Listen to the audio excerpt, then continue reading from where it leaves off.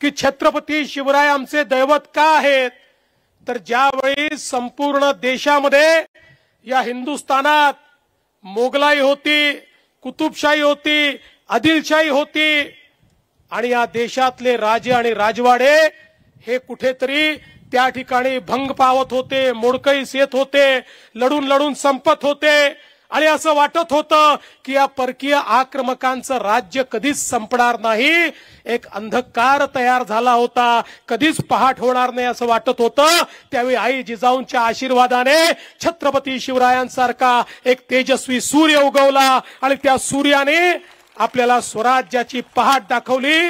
अरे छत्रपती नसते तर तुम्ही आम्ही कोणीच या ठिकाणी नसतो आणि म्हणूनच छत्रपती शिवराय हे आमचं दैवत आहेत। त्यांच्यामुळे आज आम्ही सगळे या ठिकाणी स्वातंत्र्यात आहोत, देव देश आणि धर्माचं कार्य करू शकतो आहोत। आमच्यातलं ते तेज जागृत करण्याचं काम छत्रपतींनी केलं।